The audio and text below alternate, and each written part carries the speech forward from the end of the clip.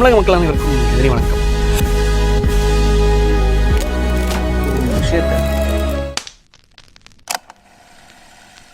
தமிழக மக்கள் அனைவருக்கும் எதிரி வணக்கம். இன்னைக்கு காலையில் எந்திரிச்ச உடனே என்ன ஒரு நற்செய்தி தெரியுமா? அதாவது உண்மையில சொல்லணும்னா, ஒருத்தர் கைது ஆகிறாருன்னு வைங்களேன், ஒருத்தங்களை கைது பண்ணிட்டாங்கன்னா மக்கள் வருத்தப்படுவாங்க. பாவம், எப்பேற்பட்ட நல்லா வாழ்ந்த மனுஷனாச்சையா, இங்கே வந்து நல்ல உணவுகளை சாப்பிட்டுட்டு ஜெயிலுக்கு போயிடுச்சுன்னா களி கிடைக்கும், இல்லை நல்ல கொஞ்சம் காசு வசதி உள்ளவங்கன்னா சரி ஏதாவது பிரியாணி கிடைக்கும். ஆனால் கொசு தொல்லை இருக்கும், நல்ல ஃபேன் இருக்காது, ஏசி வசதி இருக்காது, தினம் தினம் குடும்பத்தை பார்க்க முடியாது, லைக் வந்து அவங்க அன்றாட வாழ்க்கையை செய்ய முடியாது. இப்பேற்பட்ட கஷ்டமான ஒரு சூழ்நிலையாக இருக்குமே, கைது பண்ணிட்டாங்களேன்னு சொல்லிட்டு மக்கள் வருத்தப்படுவாங்க. ஆனால் இன்னைக்கு காலையில் ஒருத்தர் கைது பண்ணுறாங்க, மக்கள் சந்தோஷப்பட்டு வெடி வெடித்து கொண்டாடுறாங்க, இனிப்புகளை வழங்கி கொண்டாடுறாங்க. என்னையா செய்தி, எப்பேற்பட்ட ஒரு தேன் மாதிரி காலையிலே வந்து கொட்டுறாங்களே அப்படின்னு சொல்லிட்டு. என்னதான் கதைன்னு பார்த்தா, நேற்று உதயநிதி அவர்கள் பெண்களை ஆபாசமாக தன்னுடைய சைகையினாலும் தன்னுடைய டபுள் மீனிங் கொண்ட பேச்சுக்களாலும் ஓப்பன் ஸ்டேஜில் தங்களோட குடும்ப வரலாற்றை ப்ரூவ் பண்ணார்ல. தாத்தாவும் அப்படி தான், அப்பாவும் அப்படி தான், பேரனும் அப்படி தான், கொள்ளு பேரனும் அப்படி தான், அவங்க ஒட்டுமொத்த குடும்பமே அப்படி தான், தன்னோட அரசியல் எதிர்காலமே இவர் தான் அப்படின்னு சொல்லிட்டு நம்பிக்கொண்ட நபர் அப்படி ப்ரூவ் பண்ணனால அவர் என்ன பண்ணியிருக்காங்க, இன்றைக்கி காலையில் மகளிர் அணியிலேருந்து ஒரு வழக்கு தொடுத்தாங்க. வழக்கை தொடுத்ததுக்கப்புறமா அழகாக தொக்கா கைது பண்ணுறதுக்காக போலீஸ் என்ன பண்ணியிருக்காங்க, அவரோட இல்லத்துக்கு வந்திருக்காங்க. வந்த உடனே சார் அவர் காலை கடனே முடிக்கல சார், பாத்ரூம் கூட போகலை சார், அதனால் ஒரு மதியம் வரைக்கும் டைம் கொடுங்க சார், நாங்கள் வந்து அரசு வழக்கறிஞர் ஜட்ஜி கிட்ட கோரிக்கை வச்சுருக்காரு. ஸோ இடையில ஒரு சின்ன கோரிக்கை, பலர் நம்மளோட சேனலில் வரக்கூடிய வீடியோஸை சப்ஸ்கிரைப் பண்ணாமல் பார்த்துட்ருக்கீங்க. கொஞ்சம் இது பண்ணுறதுல எந்த ஒரு தவறும் இல்லைன்னு நம்புகிறேன்.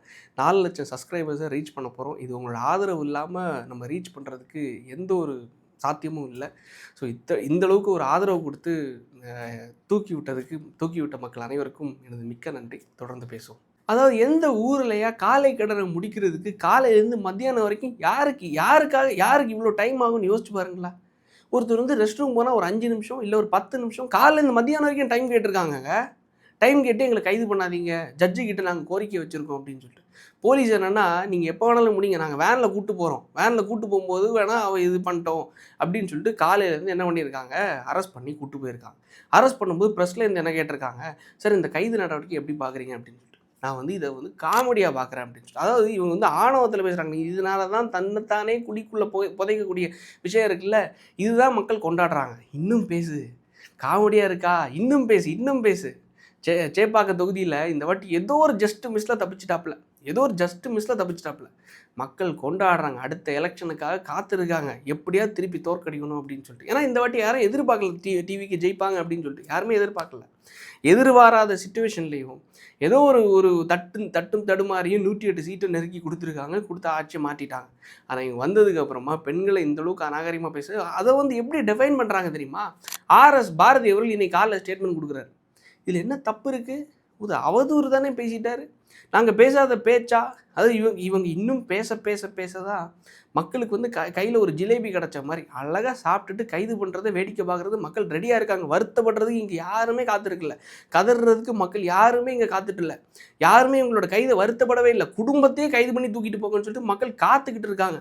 RS பாரதி அவர்கள் அதுக்கு அழகான ஒரு டெஃபினிஷன் இன்னைக்கு காலையில் எடுத்து கொடுத்துருக்காரு. என்ன தெரியுமா? நாங்கள் ஜெயலலிதாவை தப்பாக பேசியிருக்கோம், ஜெயலலிதாவை சட்டசபையில் வச்சு சேலை வரை கிழிச்சு தொங்க விட்டுருக்கோம், எம்ஜிஆரை கேவலமாக பேசியிருக்கோம், எடப்பாடி அவர்கள் சசிகலாவோட 2 காலு உள்ளே புகுந்து போக வேண்டியதான்னு சொல்லிட்டு அவ்வளோ அவதூறாக கூட நாங்கள் பேசியிருக்கோம். ஏன் எத்தனையோ தலைவர்களை பற்றி நாங்கள் பேசியிருக்கோமே, யாருமே எங்களை கைது பண்ணல. ஸ்டாலின் அவர்களுக்கு மேலே 50க்கு மேற்பட்ட வழக்குகள் இருக்குது. ஏன் மேலே நான் கிடையாது, RS பாரதி அவர்கள் மேலே கிட்டத்தட்ட 90 கிட்ட வழக்குகள் இருக்கான். இவ்வளோ வழக்குகள் எங்கள் மேலே இருக்குது. ஆனால் யாருமே எங்களை கைது பண்ணலையே. நாங்கள் ஒரு அம்மையார் ஜெயலலிதாவை சட்டசபையில் வச்சு அவங்க சேலையே நாங்கள் கிழிச்சோயா. அப்பேற்பட்ட பரம்பரை நாங்கள், அப்பேற்பட்ட கட்சி நாங்கள், அப்பேற்பட்ட குடும்பம் நாங்கள், அப்பேற்பட்ட லெகசி கொண்ட எங்கள் கட்சியை யாருமே தொடரல. இந்த விஜய் வந்து எங்களை கைது பண்ணிட்டான், பேசின அடுத்த நாள் வந்து கைது பண்ணிட்டான். இது என்ன ஆட்சி, இது என்ன அடக்குமுறை இது அப்படின்னு சொல்லிட்டு RS பாரதி அவர்கள் அழகாக தொக்கா கண்டென்ட் கொடுத்துருக்காப்புல. இதுக்கு அடுத்து இன்னொன்று என்ன தெரியுமா? நம்ம அன்னியார் அவர்களும் வச்சு செஞ்சுருக்காங்க. அன்னியார் அவர்களும் நான் சொல்லலை, இந்த ஒட்டுமொத்த சோஷியல் மீடியாவில் கிரிட்டிசைஸ் பண்ணுறவங்க, பேசுகிறவங்க, எழுதுறவங்கன்னு சொல்லிட்டு இந்த அம்மாவுக்காக அவங்க வந்து கார் ரேஸ் நடத்துகிறாரு, இந்த அம்மாவுக்கு வீடு வாங்கி கொடுத்தாரு அப்படின்னு சொல்லிட்டு பல சமூக வலைத்தளங்கள் எழுதுனாங்க. இல்லை, இந்த எழுதுனதை வச்சு இவங்க வந்து அண்ணின்னு சொல்லிட்டு ஒரு கன்ஃபார்ம் பண்ணிட்டாங்க. நம்ம அதெல்லாம் அதுக்குள்ளே போக வேணாம், லீகலாக இருக்கக்கூடிய விஷயத்த பேசுவோம். சமூக வலைத்தளங்களில் ட்விட்டரில் அழகாக விளாசி திருக்குறளை வச்சு அழகாக குரலாக எழுதி செஞ்சு விட்டுருக்காங்க. யாருன்னா உதயநிதி அவர்களை. என்ன குரல் தெரியுமா? புறங்கூறி பொய்த்துயர் வாழ்தலில் காதல் சாதல் அரங்கூறும் ஆக்கம் தரும். இது என்ன பொருள் தெரியுமா? பிறரை பற்றி புறங்கூறி பொய் சொல்லி வாழ்வதை விட மரணம் அதை விட மேல். செத்து போயிரு. நீ இன்னொருத்தங்களை பற்றி இவ்வளோ கேவலமாக பேசுகிறீங்க, ஒரு பெண்ணை பற்றி இவ்வளோ கேவலமாக பேசுகிறீங்க, ஒரு மனிதனை பற்றி இப்படி கேவலமாக பேசுகிறீங்க, நீ எல்லாம் எதுக்கு உயிரோடு இருக்க? செத்துரு. அது உண்மையிலே என்ன தெரியுமா? ஒரு மனிதனுக்கு இப்பேற்பட்ட ஒரு நிலைமை தான் வரவே கூடாதுங்க. வரவே கூடாது. நான் வேண்டுறேன். ஒரு டோலியாக இருந்தாலும் சரி, தோழியாக இருந்தாலும் சரி, காதலியாக இருந்தாலும் சரி, இல்லை ஃப்ரெண்டாக இருந்தாலும் சரி, யாராக இருந்தாலும் நம்மக்கிட்ட அதிகாரமோ இல்லை பணமோ எதாவது இருந்தால் மட்டும்தான் நம்மக்கிட்ட இன்றைக்கி இந்த சிச்சுவேஷன் சமுதாயமே அப்படி தான் இருக்குது. நம்மக்கிட்ட இருப்பாங்க. இல்லைனா இருக்கவங்களை நம்பி போயிடுவாங்க. மோஸ்ட் ஆஃப் த இதை சொல்கிறேன், நபர்களை சொல்கிறேன். ஸோ அப்படி இருக்கிற சிச்சுவேஷன் இது ஒரு நல்ல உதாரணமாக இருக்குன்னு நான் சமுதாயம் பார்க்கக்கூடிய ஒரு பெர்ஸ்பெக்டிவ் நான் அவங்ககிட்ட சொல்கிறேன். ஏன்னா இந்த குரலோட விஷயம் என்னென்னா, இதுக்கு முன்னாடி இவங்க டோலியாக இருந்தாங்க, இல்லை நண்பராக இருந்தாங்களோ அப்படின்னு சொல்லிட்டு சமூக வலைத்தளங்களில் பேசிக்கிட்டாங்க. அப்படி இருக்கிற சுச்சுவேஷனில் இந்த அளவுக்கு குரலை வச்சு தாக்குறாங்களே, திருக்குறளை வச்சு இந்த அளவுக்கு செதுக்கி இருக்காங்களே, அப்போ பாருங்கள். ஒரு ஒரு ஒரு பெண்ணாக இருந்துட்டு ஆட்சி அதிகாரத்தில் இல்லாத உடனே இவ்வளோ தைரியமாக கேள்வி கேட்டிருக்காங்க. அன்னைக்கு கோவம் வந்துருச்சு அப்படின்னு சொல்லிட்டு சமூக வலைத்தளங்கள் எல்லாம் எழுதி பறக்க விட்றாங்க, தெறிக்க விட்றாங்க. இது ஒரு புறமாக அண்ணியும் திட்டி கொத்து புரோட்டா போட்டாங்க. இது கூட மக்களும் கொத்து புரோட்டா போட்டாங்க. ஆர்எஸ் பாரதி அவர்கள் கண்டென்ட்டே கொடுத்துட்டாரு. இதுக்கு அடுத்து இன்னொன்று என்ன தெரியுமா? திமுக கட்சிக்காரங்க ஏன் 4 பேர் தீ குளிச்சு சாக வேண்டியதானடா? மக்களை எதுக்கு நீங்கள் வந்து டிஸ்டர்ப் பண்ணுறீங்க? இதே தான் அவங்க பண்ணுறது தவறே. மக்களோட வயத்தில் எதுக்கு அடிக்கிறீங்க? தஞ்சாவூரில் தான் நினைக்கிறேன், தஞ்சாவூரில் உளுந்தூர்பேட்டைன்னு நினைக்கிறேன். இவரை வந்து கைது பண்ணி வேனில் கூப்பிட்டு போகிறாங்க. அங்கே வேனை தாண்டக்கூடாதுன்னு சொல்லிட்டு ஒரு 4 கிழடுங்க, 4 ஒரு 10 கிழடுங்க கூட வந்து உளுந்தம் பருப்புகள் ஒரு 10-20 பேர் ரோட்டில் வந்து நாங்கள் வந்து சாலை மறியல் பண்ணுறோன்னு சொல்லிட்டு படுத்துக்கிட்டாருங்க.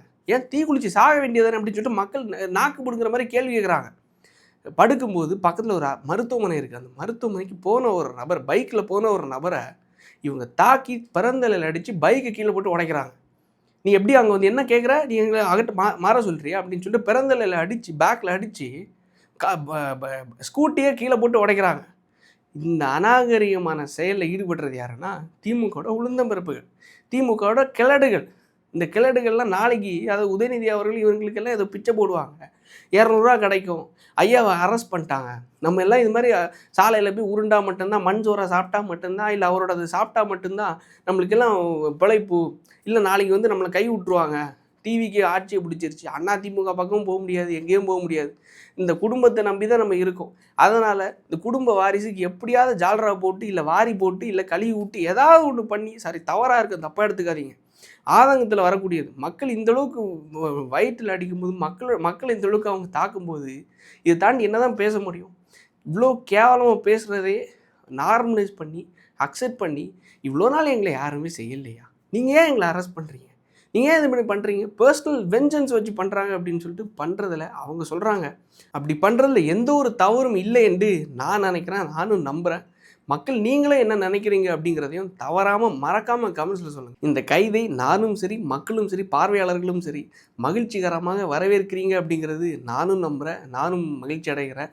இந்த காவல்துறையோட இந்த அரசாங்கத்தோட இப்பேற்பட்ட செயலை தொடர்ந்து இணைந்திருப்போம். இன்னும் பல சம்பவங்கள் காத்துட்ருக்கு. ஏன்னா என்னென்னா இன்றைக்கி வந்து இந்த அறிவாலய காவலர்னு சொல்லிட்டு காவலாளின்னு சொல்லிட்டு அழைக்கப்படக்கூடிய, செல்லமாக அழைக்கக்கூடிய, அனைத்து மக்களாலேயும் செல்லமாக அழைக்கக்கூடிய திரு நக்கீரன் கோபால் அவர்கள் மேலேயும் வந்து வழக்கு பதிவு பண்ணியிருக்காங்க. எதுக்குன்னா இந்த கரூர் வழக்கை பற்றி அவதூறாக பேசுகிறாரு, தவறாக சித்தரிக்கிறாருங்கிறதுக்காக அவருக்கு மேலேயும் வழக்கு போட்டிருக்காங்க. ஸோ தொடர்ந்து இணைந்து இருக்க நம்ம சேனலை சப்ஸ்கிரைப் பண்ணிக்கோங்க, கூடவே ஃபாலோ பண்ணிக்கோங்க. பிடிச்சிருந்துச்சுன்னா 4 பேருக்கு ஷேர் பண்ணுங்கள். நாளைக்கு அடுத்த வீடியோவில் சந்திப்போம். நன்றி, வணக்கம்.